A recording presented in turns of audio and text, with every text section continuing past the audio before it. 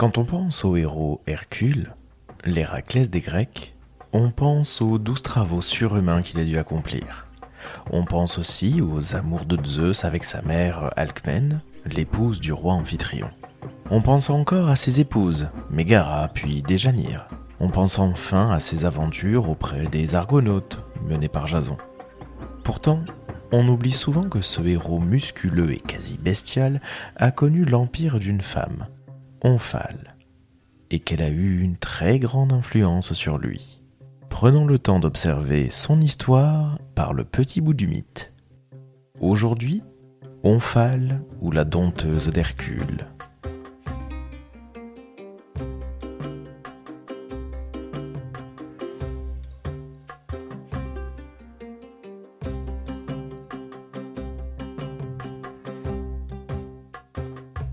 Omphale apparaît dans la mythologie comme la reine de Lydie, une région de l'Asie mineure riche et puissante. On se situe sur le territoire de l'ouest de la Turquie actuelle. Selon les traditions, elle devient souveraine à la mort de son époux Tmolos, qui donne son nom à la célèbre montagne. Et justement, voyons l'épisode qui l'a rendue reine de son royaume, chose bien rare dans la mythologie.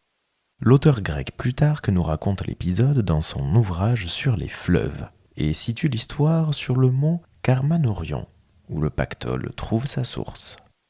Un roi de Lydie de ce nom, fils d'Arès et de Théogone, chassant un jour sur cette montagne et y ayant rencontré Arippée, nymphe d'Artémis, il en devint subitement amoureux et, emporté par la passion, il la poursuivit dans le dessein de lui faire violence. Comme elle ne pouvait lui échapper, elle se réfugia dans le temple d'Artémis. Mais ce prince, sans être retenu par la sainteté du lieu, abusa de la nymphe dans le temple même. Arippée se pendit de désespoir, et la déesse, indignée de l'action du roi, envoya contre lui un taureau furieux qui le saisit et le lança en l'air, d'où il retomba sur des pieux très pointus et périt dans des tourments cruels. Théoclymène, son fils, lui rendit les honneurs funèbres et donna son nom à la montagne. Selon les versions, Arippée est soit une nymphe, soit une prêtresse d'Artémis. Quoi qu'il en soit, c'est Omphale qui hérite du trône. Omphale était elle-même la fille de Iardanès, un roi de Lydie, et sa mère nous est inconnue. Il est possible qu'Omphale ait eu d'autres enfants de Tmolos, dont Tantale dans certaines versions. On sait bien peu de choses du règne d'Omphale à proprement parler. Elle est surtout mise en avant le temps d'un épisode de la vie d'Héraclès qui a déjà purgé ses 12 travaux pour le meurtre des enfants qu'il a eu de Mégara, meurtre parfois augmenté par certains auteurs en ajoutant à la liste tragique le nom de Mégara elle-même. Désormais, notre héros est l'époux de Déjanire, plus jeune que Mégara. Héraclès avait, dans un nouvel élan de folie, tué Iphitos, un prince de la cité d'Écalie, une cité probablement située en Thessalie ou en Eubée, tout du moins de l'autre côté du monde grec. C'est le roi Eurytos qui y règne. Pour être purifié de ce meurtre, Héraclès se rend à Delphes pour consulter la Pythie Xénocléa, qui refuse de lui donner un oracle car la trahison d'un hôte est l'un des parjures les plus importants chez les Grecs. L'hospitalité est en effet l'une des règles essentielles. Le mythographe Apollodore nous en dit davantage. Comme la Pythie refusait de lui répondre, il voulut piller le temple, emporter le trépied et fonder son propre oracle.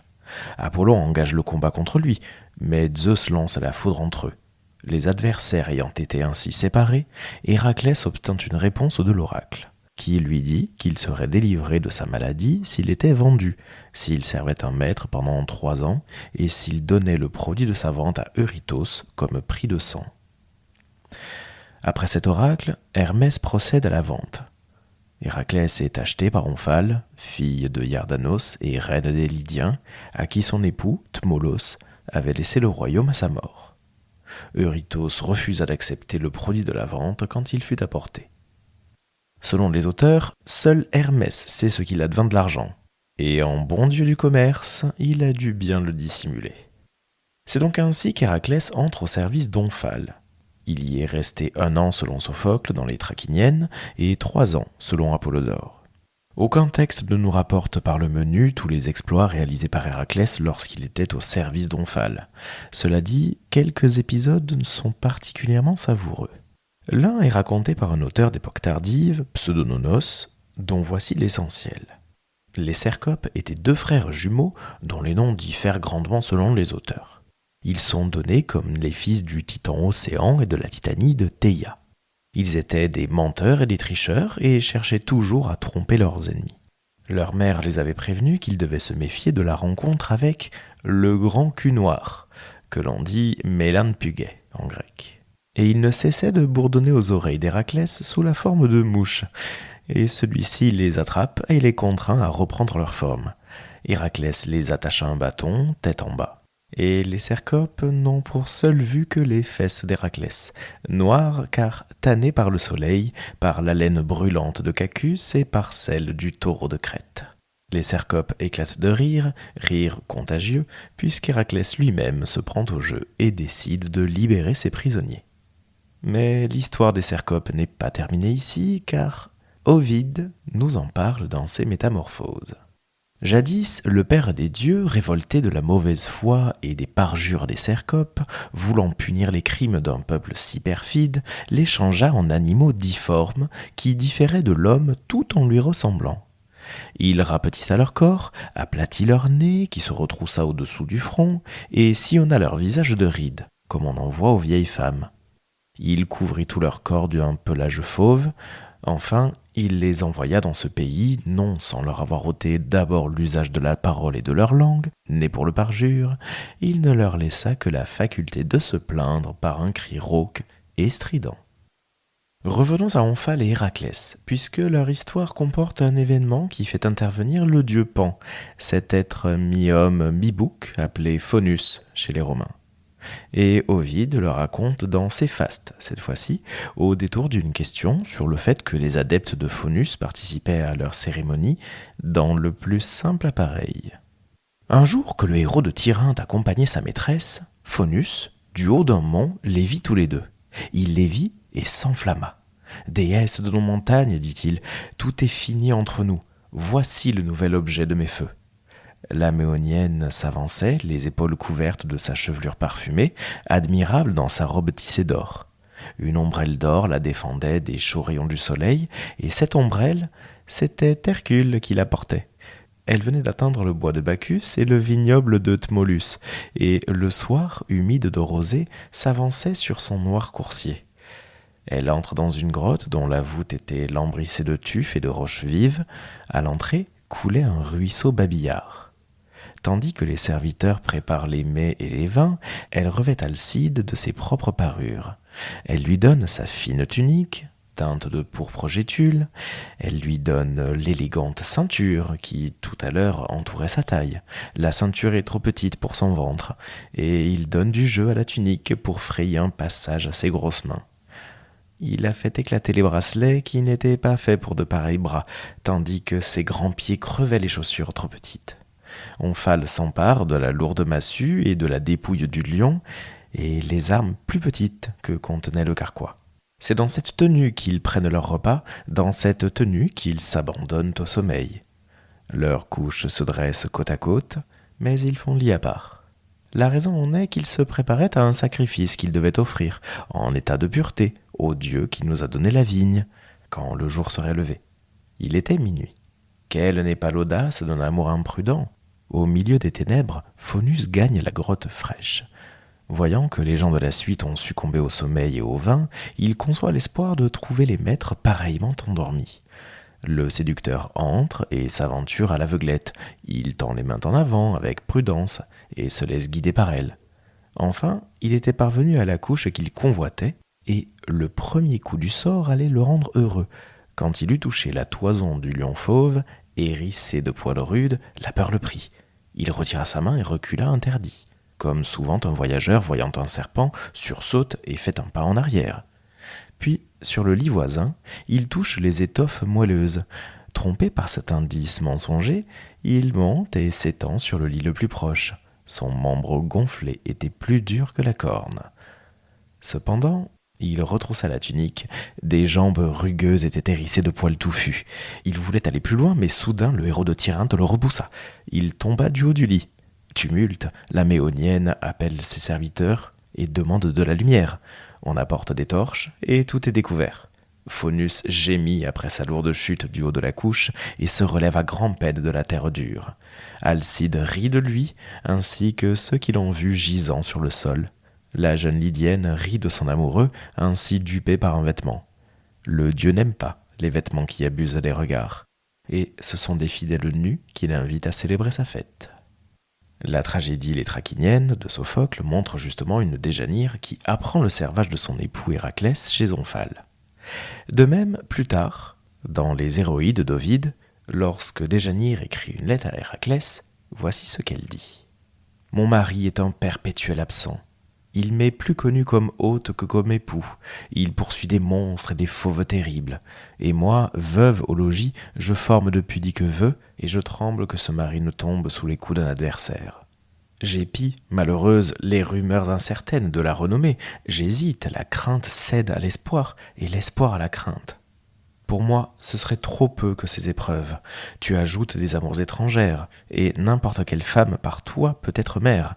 Je ne rappellerai pas le viol d'Augée dans les vallons parthéniens, ni tes enfantements, nymphes, filles d'Orménus. Je ne te ferai pas grief de cette troupe de sœurs, descendantes de Teuthras, peuple de femmes, dont aucune ne fut dédaignée par toi. Je rappellerai une seule rivale, grief récent. Par elle, je suis devenue belle-mère du Lydien Lamus, le méandre qui tant de fois erre dans les mêmes contrées, qui souvent replie sur lui-même ses ondes lasses, a vu des colliers suspendus au cou d'Hercule, ce cou pour qui le ciel fut un fardeau léger. Tu n'as pas rougi d'encercler d'or tes bras robustes et d'appliquer des pierreries sur tes muscles solides. Pourtant, sous ses bras, il rendit l'âme, le monstre de Némée dont la dépouille part ton épaule gauche. Tu as osé coiffer de la mitre tes cheveux hirsutes. Le blanc peuplier seyait mieux à la chevelure d'Hercule. Et tu ne penses pas qu'il était indigne de toi d'agrafer sur tes reins la ceinture méonienne, à la mode d'une fille dévergondée. On dit que, parmi les filles d'Ionie, tu as tenu la corbeille et tremblé aux menaces d'une maîtresse. Tu ne refuses pas, Alcide, de poser sur de légères corbeilles ta main victorieuse en 1000 travaux. Ton pouce robuste détire les fils grossiers, et tu rends à ta belle amante un poids égal à celui qu'elle t'avait confié. Ah, que de fois, tandis que tu tordais les fils sous tes rudes doigts, tes mains trop robustes en brisaient des fuseaux. » Et la critique de Déjanire se retrouve même chez Tertullien, un des pères de l'Église qui, justement, critique Hercule au moment où il se travestit en Omphale. Et voici un extrait de l'œuvre du Manteau. La volupté a travesti un autre héros d'une façon plus honteuse encore que ne l'a fait la sollicitude maternelle. Je sais bien que vous l'adorez, mais vous devriez rougir plutôt de ce porteur de massue, de flèches et de peau qui préféra les ajustements d'une femme à tout ce qui composait sa gloire et son surnom. Une infâme lydienne a eu le pouvoir de transformer, par une double prostitution, Hercule en Omphale et Omphale en Hercule. Où est Diomède avec ses crèches sanglantes? Où est Busiris avec ses autels convertis en bûchers? Où est Géryon, triple dans son unité? La massue d'Hercule regrettait l'odeur de leur cervelle brisée pendant qu'elle était arrosée de parfums. Le vieux sang de l'hydre, le vieux sang des centaures était effacé par la pierre ponce destinée à polir le miroir. Quel fut le triomphe de la mollesse quand ces flèches qui avaient percé des monstres servaient peut-être à coudre des couronnes. Si la critique de Tertullien est acerbe, l'auteur grec Lucien utilise plutôt l'humour pour faire parler Asclépios et Héraclès. Tous deux, après leur mort, se combattent verbalement et Asclépios se moque du travestissement d'Héraclès. Tout cela au détour d'un tout petit dialogue. Mais Diodore de Sicile résume aussi quelques exploits d'Héraclès et la fin de l'idylle qui l'unit à Omphale. Quant à Siléus, qui capturait les étrangers de passage et les forçait à biner ses vignes, Héraclès le frappa avec sa bêche et le tua. Aux Itoniens, enfin, qui pillaient une grande partie du pays d'Omphale, il leur enleva leur butin et il saccagea la ville qui leur servait de base d'opération. Il en asservit les habitants et la détruisit de fond en comble. Omphale reconnut le courage d'Héraclès et, quand elle eut appris qui il était et qui étaient ses parents, elle admira sa valeur. Elle l'affranchit, s'unit à lui et enfanta Lamos. Enfin, si l'on observe le mythe par le prisme de l'étymologie, on observe qu'Omphale est le nom de la gardienne de l'Omphalos de Delphes, le nom d'une pierre sacrée de la Pythie, signifiant nombril, qui était censé être le nombril du monde. On peut donc y voir l'esclavage d'Héraclès à Delphes, et non pas en Lydie, avant un rapprochement avec le nom d'une reine lydienne. Et c'est ainsi que s'achève notre parcours dans l'histoire d'Omphale, qui aura participé à une année de rire et d'amour pour Héraclès, entre ses lourds travaux et sa terrible fin. Omphale tient d'Héraclès une poignée d'enfants comme Lamos ou Agésilas, qui donneront à leur tour des rois aux familles royales de Lydie. Merci d'avoir écouté cet épisode du podcast par le petit bout du mythe. N'hésitez pas à vous abonner à ce podcast sur votre plateforme de streaming préférée et à laisser 5 étoiles sur Apple Podcast et Spotify. Partagez cet épisode sur les réseaux sociaux pour que nous soyons toujours plus nombreux à faire vivre ces petites histoires de la mythologie. Vous pouvez prolonger l'aventure en lisant certains ouvrages qui ont été cités. Je vous mets la bibliographie en description et dans l'article du jour sur le site du podcast. Le tout accompagné d'un dossier documentaire. À bientôt pour un nouveau coup d'œil par le petit bout du mythe.